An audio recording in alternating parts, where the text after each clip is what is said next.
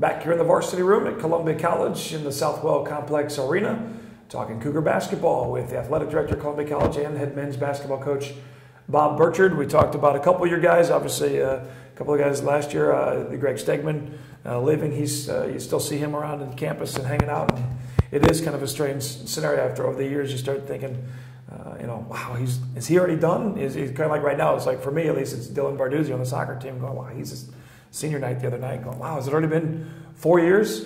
And that's, to me, for basketball at least, it was Greg and then now Taylor Evans. Yep. Oh my God, this is his senior season already. And it's amazing how that sometimes it's quickly and other times it seems like, as you said, for the opposition, you're thinking some of these guys, like, how are they still here? Haven't they graduated yet? Where have they gone? Talk about the nuts and bolts of some of your returners and the chemistry of this year's squad. Well, I think it starts with Taylor. As you mentioned, he is our lone four-year senior out of this group.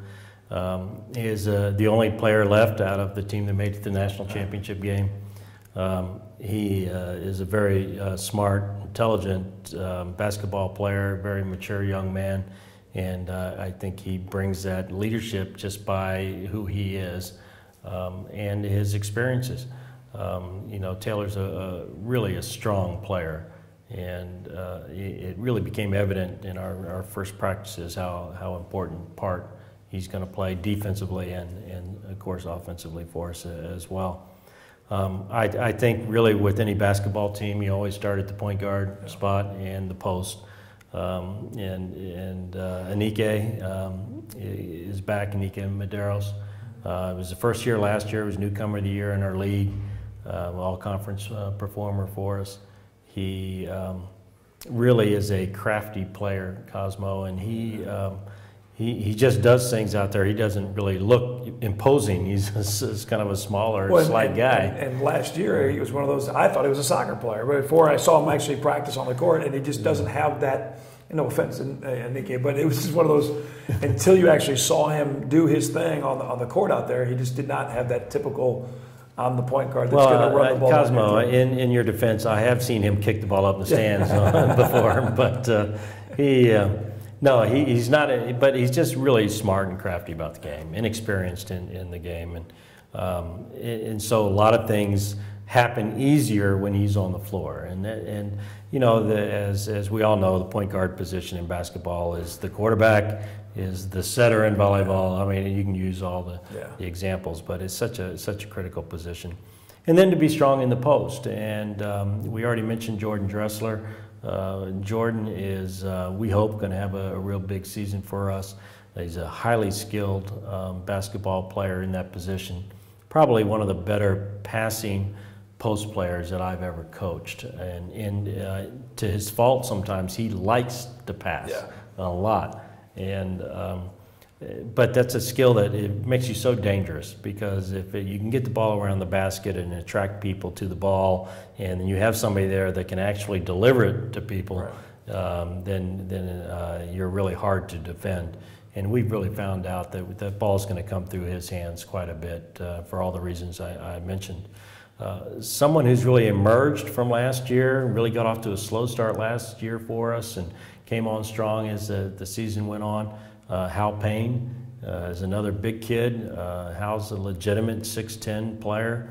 Really plays hard. I think he had an amazing summer in preseason. And so I think we probably are going to start out with big 6'9" and 6'10" in the post. And that's very unusual at the NAIA level. That's a really big time size. I mean, that's Division I level size. And it's going to be different for us. Typically, we've been a little bit smaller and quicker. And then in our guard position, Matt Woodcock, I think, has had an amazing preseason as well. He's really put himself in a different position than last year, which is not uncommon for transfers. Matt's a great defender. He probably is our best communicator on the floor. And that's such a critical part of being able to play effectively is being able to communicate, so he just gets his hands on balls. The things when Matt comes in the game, things start happening, and so that's an important part of building our perimeter. Wendell Crowder, starter for us last year as a sophomore, is a guy who will make an impact again. He got obviously a lot of experience being a full-time starter as a freshman. Devin Griffin, has, I think, again come in stronger than he was last year, and that's what you hope. You hope your younger guys, transition from freshman to sophomore, and that Al McGuire, former broadcaster and great coach at Marquette, won the national championship, used to always say the best thing about freshmen is they become sophomores. Yeah, I think that's going to be the case with both of these guys. So we've got a long list of core guys, and I think it's made our preseason workouts a little bit smoother. Terminology, right. Sometimes an old coach will say something and new players will not even understand what you're saying. Now you have returning players and they can go to the new guys. What he really means is you need to do this. And so those things have smoothed well, especially when, again, going back to the preseason before, you had so many new guys, and now, a lot of that's kind of smoothed over. And another new guy, you mentioned Zach Rockers, obviously for a local kid from Elias, battled the injury, and now he's turning the corner a little bit and getting back into fitness and ready to go for the season too. Zach comes in really highly thought of out of high school ranks, and particularly in mid-Missouri, not only for basketball, but for his just athletic abilities. He football, quarterback, shortstop, baseball team, best player on the basketball team. That's a rare thing these days, and in good high school.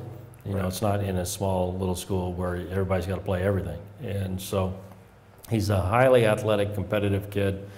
He has had a bit of a setback, but we really feel like Zach is going to put together a nice career in basketball for us here.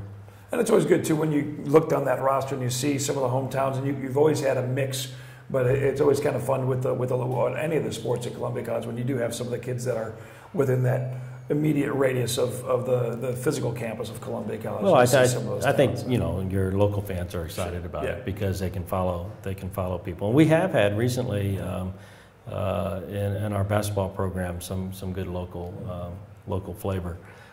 But it is nice to have diversity in your team. Sure. And if you look across our team, we look an awful lot like all of the teams here at Columbia College, where we do have good local, good Missouri strength in our recruiting, a little international flavor, and a little out-of-state flavor. And to me, to be honest with you, I think that's the way you should build your program. Most definitely. We'll come back with the head coaching and the full list of the schedule. First game, November 2nd, right? Concordia Seminary. It's coming up. Southwell Complex, just behind this wall here, basically. Again, the schedule, full list online at ColumbiaCougars.com for the Cougar men's squad. We'll come back and flip your hats and whistle a little bit and put on the athletic director and talk about some of the new hires that have been made as you filled the positions for the coaches' jobs for the new teams that have been added to Columbia College's athletic arsenal. We'll come back and talk about those positions and some of the moves that have been made for the cross country, for the golf, and for the women's soccer with the athletic director at Columbia College, Bob Burchard, our guest on this edition of the Cougar Coaches Show on Mediacom Channel 22.